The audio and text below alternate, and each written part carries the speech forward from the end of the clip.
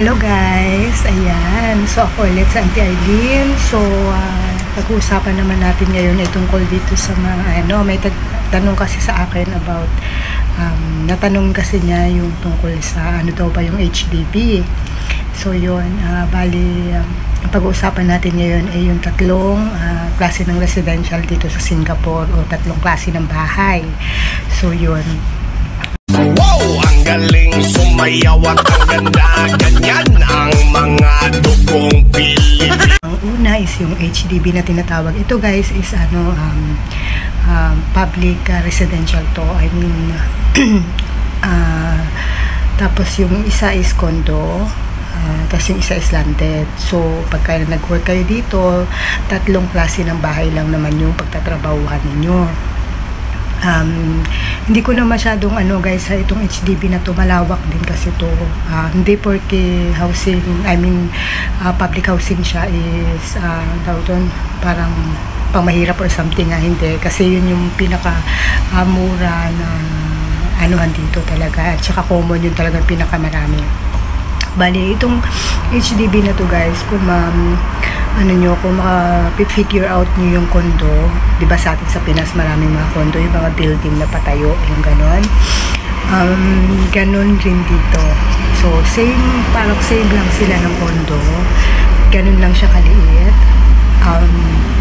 Tawag dito, ang pagkakaiba lang nila ang condo kasi is may mga amenities siya, may swimming pool, may gym, may ibang mga tawag doon, playground na yung pang-exclusive talaga. Sa kanila may guard. So yun, napaka-safe kasi may guard nga, ganon. So yun, yun ang pagkakaiba nila. Pero yung laki ng bahay, kung maano nyo yung condominium at saka ang HDB is halos same lang sila. Nagkakaiba lang din sila sa sampayan kasi usually ang mga condominium, wala sila yung maano nyo yun sa pagka nag-seminar kayo, yung parang may na pool, may yung yung parang bakal na na doon may sasampay yung mga damit, yung ganon. Usually meron yung sa mga HDB na mga building. So yun, at ako guys, isa HDB kami nakatira. Bali, ano ang advantage ng nakatira ka sa HDB or nag-work ka sa HDB? Advantage ito dahil maliit lang ito guys, ay madaling linisan. So yun, hindi siya malawak. So yun, ano din siya, parang accessible siya, madali lang siyang anuhan kasi dito naman is pagbaba mo lang ng elevator, yan na yung mga nyo, ganun. May din siya, may playground din siya, ganun. So yun. Ang disadvantage naman nito is kung medyo marami kayo sa bahay kasi limited lang to, katulad yan ng mga condominium, konti lang yung kwarto. So usually dyan, depende sa klase ng bahay o HDB na titirhan mo, meron isang room, pero usually bihira yun na isa, dalawa or tatlo, ganyan. Usually dito ang toilet dito is mga isa or dalawa lang, ganon, hindi siya ganun karami kasi na siya guys, yung parang katulad ng condominium, kung ano yung style ng bahay, yun na yun, hindi sila pwede basta-basta mag-expand, ganon. So yun, hindi naman sinabing pagka HDB ka guys is isang flat lang siya, ha. Meron ding HDB na may second floor. So yun, minsan papapansin nyo sa elevator bakit yung mga number is even numbers lang, 2, 4, 6, 8, 10, 12, ganon. Ibig sabihin nun may second floor yun or may hagdan yun na yung halimbawa 1 at 2 isang tao lang yung may-ari, tapos yung flat ng 3 at 4 isa lang yung may-ari. So bali may hagdan yun, so may second floor yung bahay na HDB na natitirhan na pagtatrabahuhan nyo. So yun, may ganon. Tapos meron ding HDB na may balkonahe, may balcony, yun, meron din ganon. Same lang sila ng condominium, parehas lang din talaga sila ng condominium guys. So kung ikaw is mag-work sa condominium at sa HDB, halos same lang yun sila. So yun, kumbaga hindi na ako masyado elaborate about sa condominium kasi meron naman sa Pinas, kumbaga open naman din tayo about dyan, yung parang Now, ang nakamulatan na natin na ay ito yung condominium yung building na ganyan. Tapos hindi siya ganun kalaki talaga. Pero may guard, kumbaga safe ka talaga na ano. Tapos may swimming pool. Pag mabait yung amo mo, pwede kang doon, makaligo-ligo sa pool, ganun. Or makagamit ka ng amenities nila yung katulad ng gym nila. Yun, may exclusive na ganun. Tapos, yun, marami mga ganun. Tapos, isa pa naman nandun na tayo sa HDB, condominium. Bali, itong dalawang to guys is halos same lang yan. So, hindi ko na masyadong elaborate pa sa inyo kung ano HDB at anong condominium. Kasi parehas lang sila. Itong HDB is public lang kasi siya. Itong condominium is private siya, more on private. Kaya, yun lang yung pagkakaiba nilang dalawa. So yun, kaya ang sigurado nito is ang titirhan mo is hindi ganun kalaking pamilya kasi maliit lang yung pwesto nito. So usually yan madalas mag-asawa or may kasama man na lolo, lola, ganyan lang. Hindi siya sobrang dami na kasama yung kapatid, kasama yung yung ganun. So kasi maliit lang talaga yan. So katulad yung nasabi ko, yun ang advantage nito is maliit lang ang lilinisan mo. Huwag ka ganun. Pero, yun nga, ang disadvantage naman nito is kung medyo yun nga, na-occupied nila nung mga nakatira sa bahay yung kwarto, may chance na wala kang sariling kwarto. Pwedeng, kung may magiging alaga ka na medyo bata, pwede ka nilang ipatabi doon or sa kwarto ng alaga mo, pwedeng doon ka matulog. So, given yun. Or, pwedeng sa sala or sa yung mattress mo, ilalapag mo lang sa kung saang part na basta safe ka. Hindi yung pwedeng, basta may ventilation, basta hindi siya sa lugar na pwede kang masunugan or yung mga sa kitchen, yung sa mga ganun, hindi ka pwede doon matulog guys. So as long as yung mattress mo, yung matutulugan mo is safe ka doon, pwede ka doon, yung ganun. So given yun na medyo yung tutulugan mo, wala kang sariling kwarto. So yun, pero luckily lang ako kahit HDB yung pinagtatrabuhan ko, may sarili akong kwarto. Kasi nga, lang naman maliit, konti lang kami dito kasi yung mag-asawa lang, sila yung sa master's bedroom, tapos yung sa isang kwarto naman is yung lola at saka yung dalawang alaga ko kasi makalola yun sila. Tapos yung sa isang kwarto naman is yung sa akin. So bali 3 lang yung kwarto dito, tapos 2 lang yung CR. Yung CR dito is yung sa kwarto kasi master's bedroom, kasi sa kwarto ng mga amo ko is may sarili silang toilet, may sarili silang sa kwarto nila. Tapos dito sa labas naman is yung kami ng mga bata. So yun, kaya 2 lang yung toilet dito. Tapos yung sa landed naman guys, so ito landed, syempre landed, yung land nga, diba? So expected mo na yan na nakatira kayo sa may sarili kayong lupa, yung amo mo. Sabi nila dito, pagka nakatira daw sa landed, usually yung magiging amo mo is may pera or mayaman. Kasi nga, alam naman natin na napakamahal kasi maliit lang ang Singapore. So, alam natin na ang lupa dito is napakamahal. Mahalaga talaga. So, pag can afford ka na magkaroon ng sariling lupa, dito sa Singapore is mapera ka talaga. So, yun. Ano ang advantage nito guys? Ang advantage nito, syempre dahil nga tayo sa gawain natin, kasi dito madalas umulan, umaraw dito sa Singapore is may sampayan tayo kasi may space yan dyan na pwedeng pagsampayan. Meron ding space na pwede kang doon, may pakuran yun, gano'n. Tapos ang advantage nito, sigurado talaga may sarili kang kwarto dito. Meron talagang maid's quarter sila dito kasi lupa na to kumbaga medyo malaki na yan. So yun, may sariling property talaga. So yun, kaya usually naman ito is malaki talaga na bahay kasi pagka may sariling lupa, madalas kasi yan sila is magkakasama, magkakapamilya, nandyan yung magulang, nandyan, pero hindi ko nila lahat, usually ganun lang, nandyan yung mga kapatid, ganyan. Ang style na lang nila is pataas, parang mayroon siyang first floor, second floor at third floor guys, kasi nga tawag doon parang sinusulit nila yung lupa na meron sila, yung gano'n. Sa una yan ng first floor, usually syempre diba Nandiyan yung kainan, CR, nandiyan yung living room. Usually yung second floor, meron yan second floor, may third floor, tapos meron pang swimming pool, ganun. Kasi nga syempre, tawag dito, madalas ganun yung kasi sa mga landed, kasi nga syempre wala naman silang, hindi kasi katulad ng condo na may pool talaga kasi private sila, diba?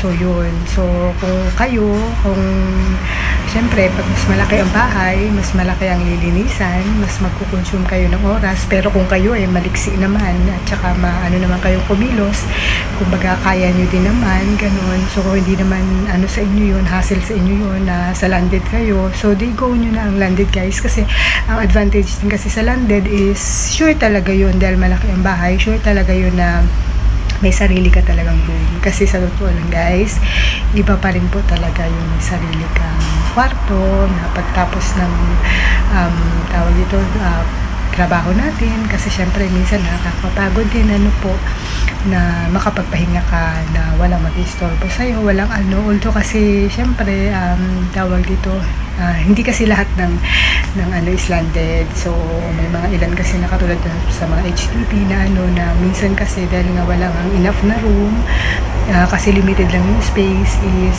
nandyan minsan na given yun na makatabi natin sa kwarto yung alaga natin, yung ganun. So or kung hindi man is minsan nasa sala or sa may place na pwedeng ilalagay mo lang yung mattress mo, tapos mo matulog, is ibabalik mo na sa storage room or kung saan, basta may matulugan ka lang. So yun, so iba pa rin po talaga kasi yung may kwarto, ganon. So yun yung advantage lang din talaga ng usually landed. Tapos din medyo disadvantage naman nun, yun nga, ang laki yung bahay, mas malaki yung lilinisan, yung gano'n. Tsaka hindi ko nila lahat, pero kasi yung katulad ng friend ko, hanggang third floor yung sa landed na niya, nandoon yung magulang, nandoon yung kapatid, at saka nandoon yung amo niya. So yun, so dahil nga parang family house na yung nangyari, kasi nga syempre landed yun kumbaga pataas yung nila, yung patayo din ang bahay nila. So yun, so mas maraming kasama, mas marami ka pakikisamahan, yung gano'n.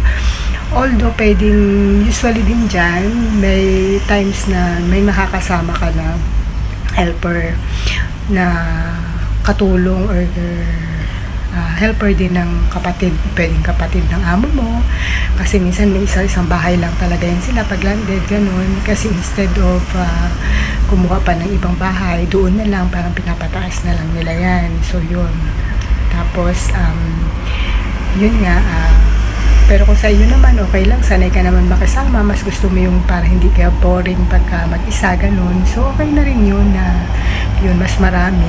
Pero meron din ako kaibigan na landed din yun sa kanya. Hindi ko maalala kung hanggang second floor o third floor din yun sa kanya. Tapos may sariling pool.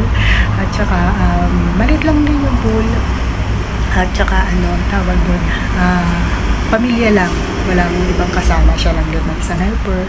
Wala namang ibang kasama na na helper at saka kamag-anak, yung ganun, lola, lolo, walang ganun. So as in talagang yung buong pamilya lang din kasama niya. So yun, although yun nga lang, medyo marami kang lilinisin. Swerte mo na kung may elevator yung bahay na yun, kasi nga kung hanggang third floor yun, syempre stairs yun, bakit paano ka panahon ka, so yun, kaya medyo hassle din siya. Pero yun nga, ako kasi naswertehan ko lang din ako, nakatry na kasi ako ng condo sa una kong amo, nakatry na ako dito sa HDB, halos same lang din sila, guys. Yung laki,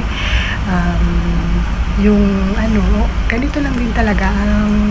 Ko lang, hindi ko pa kasi experience na may kasama sa kwarto, kasi naswertehan ko lang din talaga, guys, na may sarili akong kwarto na kahit HDB, kahit condo lang yung tinirahan ko. So yun, kaya hindi ko alam yung feeling na may kasama, kasi parang ang hirap, lalo pag ako, kasi ako, guys, is bakit nawala yung aking yung aking tawag doon, background. Okay lang, as long as hindi nakikita yung aking environment, carry na yan. So yun, ang tawag dito, yun, mahirap kasi katulad ko, mako-conscious ako dyan kung halimbawa gabi, may gusto pa ako panoorin, syempre yung liwanag ng cellphone ko, or may kausap ako sa gabi. Pag may kasama ka kasi, lalo pag baby yung kasama mo or bata, syempre ano ka dyan na kailangan itulog nyo na, ipahinga nyo na, kasi baka magising yung bata, yung para magiging conscious ka sa kilos mo, ganun, or humihilig ka pa, or ako kasi humihilig ako, so yun, kaya alam mo yung maraming na medyo mahirap pagka may kasama ka na sa isang kwarto. Pero kasi guys, kung wala din talaga, okay lang yan, pagtsagaan nyo na lang, kasi nandito naman din tayo para trabaho. So yun, lagi mo na lang sa isip na lang siguro na parang kapamilya mo na yan, na okay lang nakasama mo sa kwarto. Minsan ang advantage din naman yun is mas nagiging ka-close mo yung alaga mo. So yun, kaya pros and cons din naman ang mga at depende na lang din sa atin yan kung paano natin set yung mindset natin sa situation natin. So yun, lagi lang tayo guys na maging positive, kasi yun talagang kailangan pag nasa ibang bansa tayo, kasi katulad ngayon yun, nagkasakit sa auntie nyo, so yun, pero instead na mag self-pity ako dyan, kasi ang hirap pagka mag-isa ka lang na nasa ibang bansa ka, tapos may sakit ka, hindi ko inisip yung ganon. So yun, kasi iniisip ko lagi is dollars to para sa mga mahal ko, ganon. So yun, nasa sa inyo, depende sa mindset nyo, kasi lagi ko sinasabi ko ano yung iniisip nyo, yun kasi yung magiging outcome. So pagka lagi nyo isipin ang hirap, ay bakit ganito, bakit ganyan, kung always complain, syempre yung magiging outcome nun is negative. Alam ko, sabihin nyo na ang hirap kasi ikaw wala ka sa sitwasyon ko, yung ganon. Pero kasi yun nga guys, depende rin sa mga sitwasyon natin, at depende rin nga kung paano natin ano yung situation natin, kung paano natin harapin.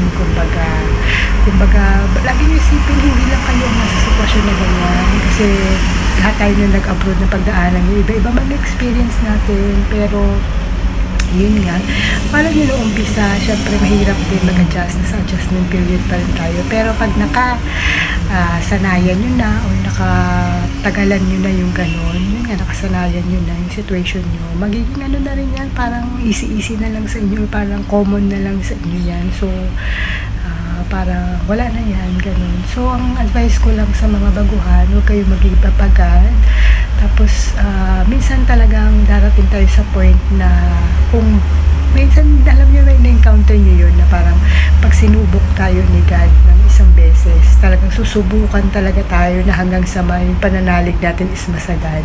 So yun, yung parang talagang para iparamdam sa atin talaga yung talagang tunay na struggle, tunay na problems, tunay na para mas natin yung tawag ito, mas manamnam natin, or yung ng tagumpay natin, yung parang gano'n. Yung para maging tumatak sa atin yung paghihirap na gano'n. Talagang parang dandun sa point na naranasan ko yan, yung point na parang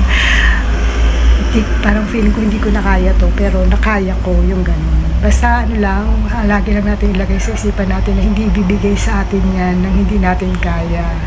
So yun, sinusubukan lang tayo hanggang saan yung faith natin. Kasi lagi mong isipin, ang problema yan kumbaga harapin mo at hindi, problema pa rin yan. So harapin mo na lang nang matapos na.